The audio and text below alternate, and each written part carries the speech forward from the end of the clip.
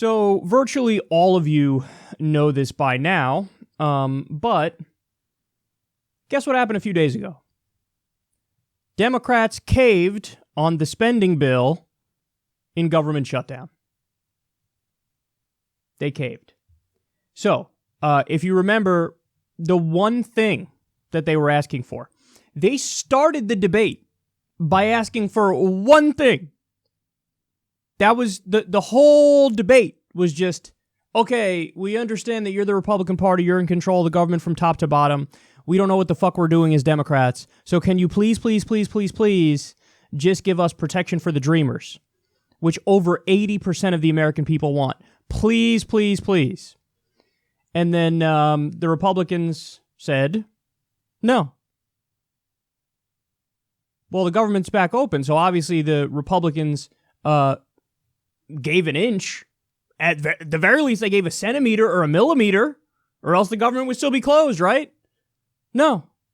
They gave nothing. The exact same thing that Mitch McConnell was offering the day before the government shutdown is the exact same thing that the Democrats got after the government shutdown. They didn't even get protection for the Dreamers. They were asking for one thing, they didn't get it. You know what they got?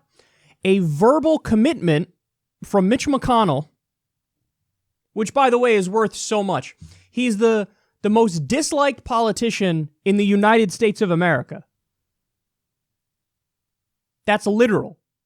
Nobody trusts him. Nobody likes him. He has a track record of being a far-right lunatic who's unwilling to compromise, who's unwilling to bend on anything. But Chucky Schumer got a verbal commitment from Mitch McConnell that at some point in the future, DACA would come up for a vote. They didn't even say, oh, we're going to guarantee, X amount of Republican votes, so hey, it's probably going to pass, because look how many people that we have that are going to support it. Didn't say any of that. I guarantee that at some point in the future, there will be a vote on DACA where it maybe passes or it doesn't. And Chuck Schumer's like, okay, that's fine. Let's go in that direction. Now,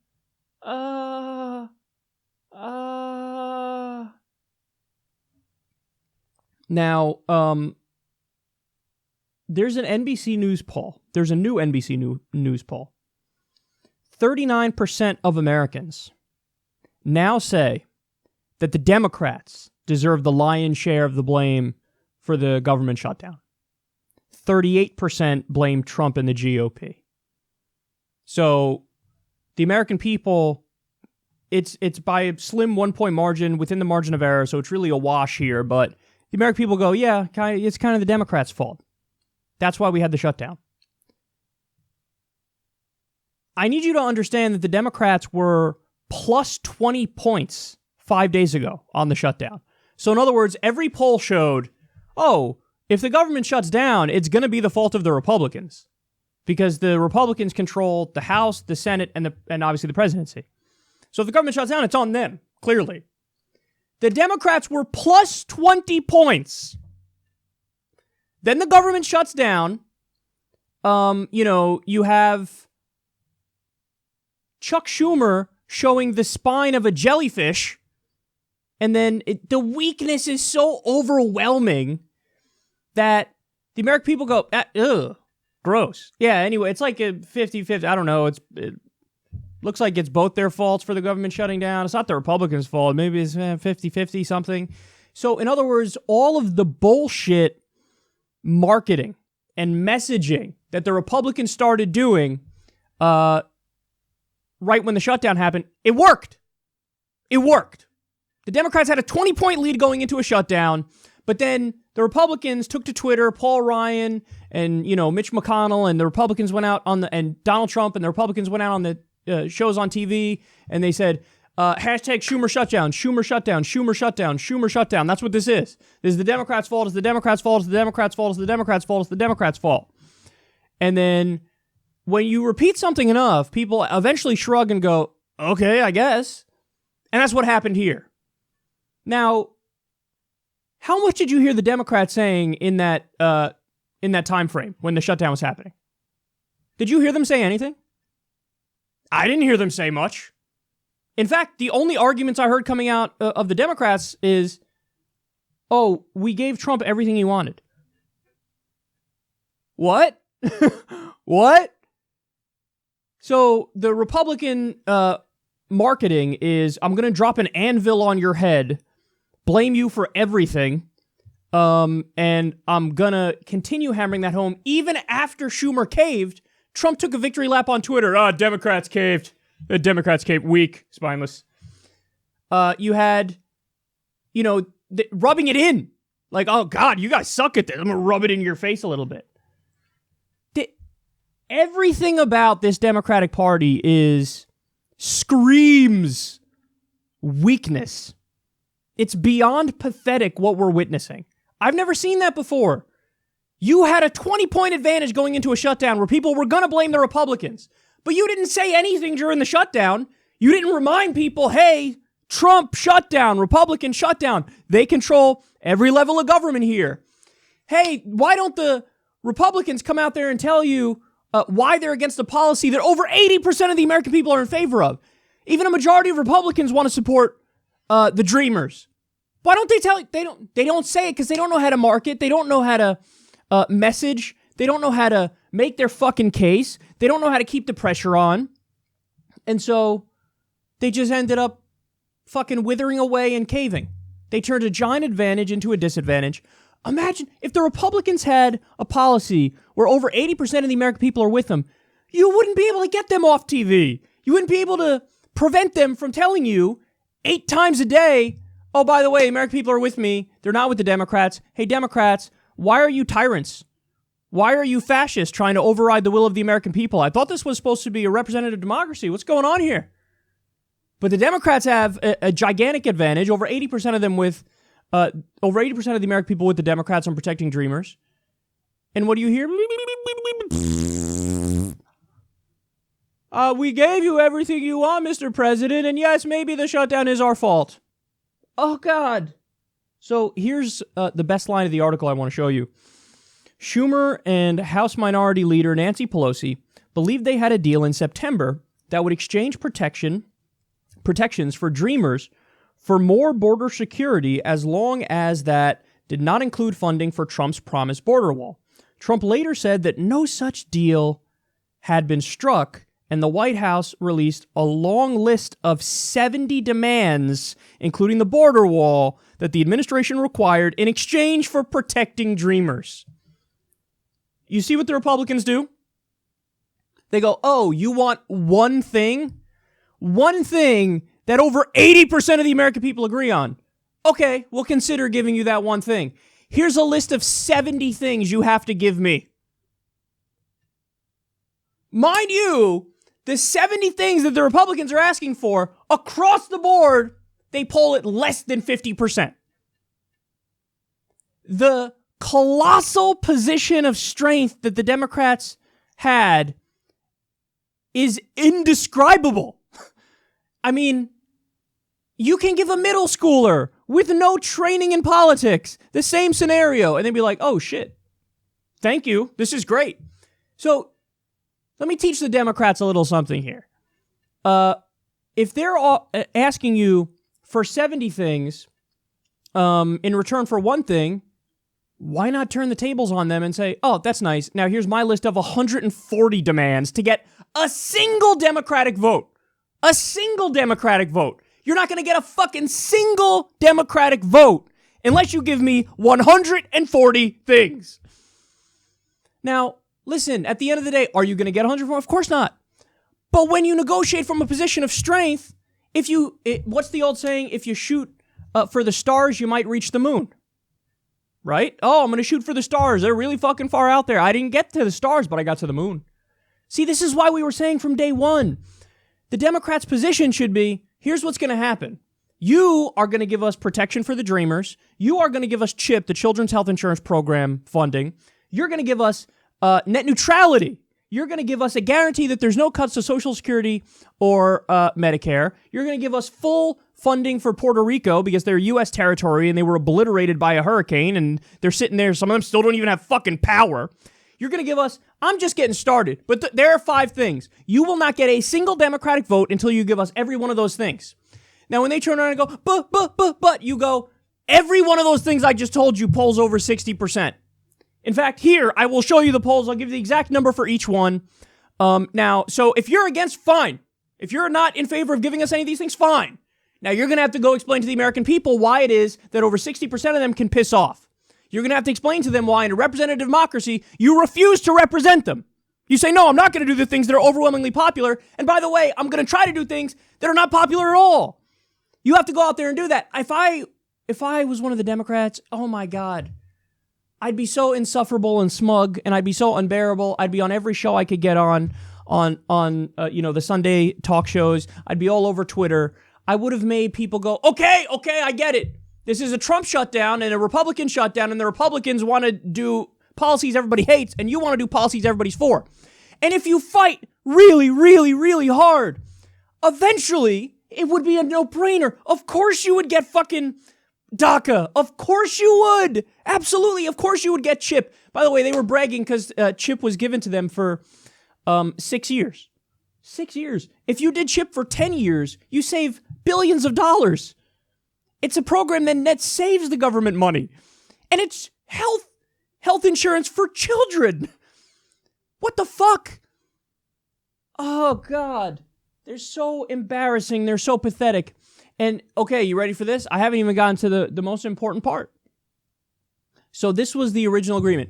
Okay, look, well, Chuck Schumer goes crying to the Republicans. Okay, I guess maybe we'll give you everything you want. We'll reopen the government. And they did they funded the government for, 3 weeks or some ridiculous small time frame like that. But guess what? The Republicans already reneged on the plan to do a clean DREAM Act down the road. Look. They caved again. The Democrats caved again. Okay. I know that we said that under the deal to reopen the government, you'll do a DREAM Act later, but you don't even have to do that. We can just drop the DREAM Act thing completely and maybe we'll get a budget deal. Are you kidding me? Are you kidding me? And the Democrats genuinely think no, we're going to come out of this thing looking good. Because you know what this shows? We are moderate and bipartisan, and we like doing compromise. Every single person on the left who is invigorated and is ready, yeah, let's go get the Republicans. Yeah, let's make sure we go vote for Democrats in order to, take the country back. Every single one of them thought, well, obviously the reason we would vote for Democrats is because they're willing to fight for us, for our position. Well, now, everybody in the country who gives a shit about the Dreamers, everybody in the country who gives a shit about the issue of immigration, they go, why would I go vote for the Democrats now? At the end of the day, you give the Republicans exactly what they want anyway. I'm picking you because you are supposed to fight for us. If you cave the first time they make a peep, even though over 80% of the American people are with you, then what the fuck is the point of me going to vote for you? There is no point in me doing that. It's a waste of fucking time. The Democrats are so stupid. They think they're doing some sort of, they're playing chess and we just got the Republicans because by giving them exactly what they wanted, at some point down the road, something happens and then maybe somehow magically we end up getting what we want. No! You keep losing because you're losers. You don't win by losing, you win by winning. But immediately they abandoned, and to be clear, this is more the Senate Democrats than the House Democrats, although some House Democrats are weak as fuck too. But there are reports that in the House, they're like, what the fuck? What are you doing? You have over 80% of the American people with you. And you're like, okay, I will cave on that. What? I would never, in a million years, give them a single vote. Not a single one.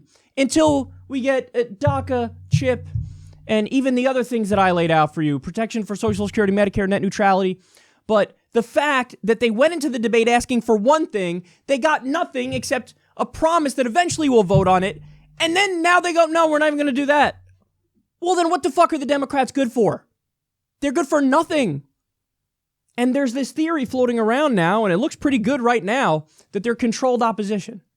That you have, what happens is the donors fund really strong Republicans who don't back down under any circumstances. They fund really weak Democrats. And the whole point of the Democrats is, they're like the wrestler. You know how there's a wrestler who's old and no longer a star, and they're in the twilight of their career. And then the idea is a new wrestler comes up and they get over on the old wrestler, meaning that they become popular by beating this old, wrestler who has somewhat of some name recognition or whatever. Well, that's what the Democrats are.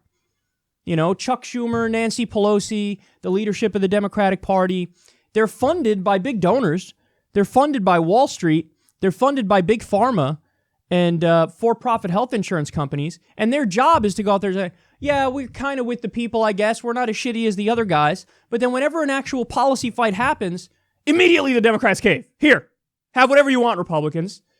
And then they had the nerve. Are you kidding me? Chuck Schumer had the nerve to say, well, if the people gave us if people voted for us, then, maybe we'd have the DREAM Act now.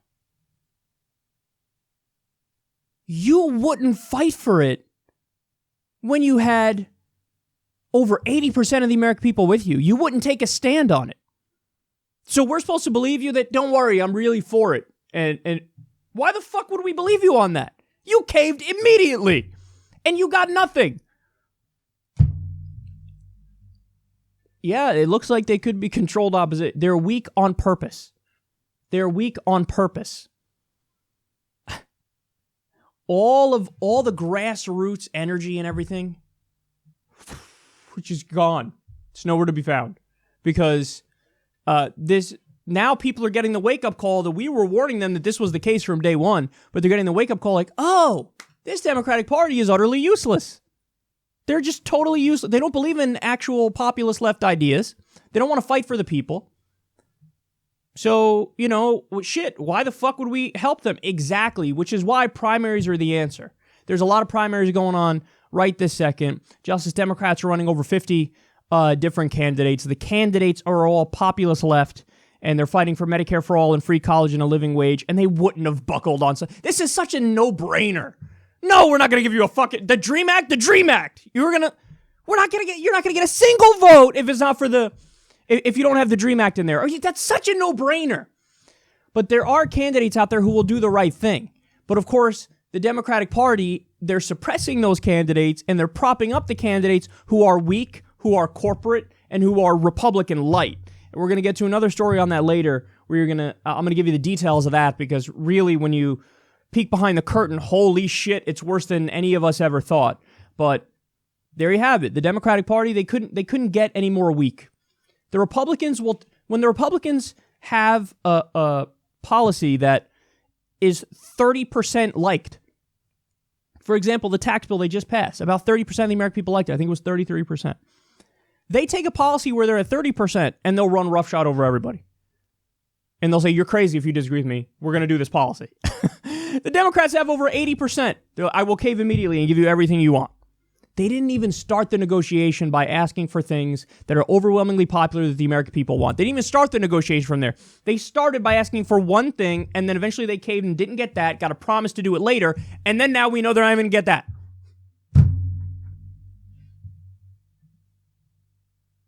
They don't get it. They'll never get it.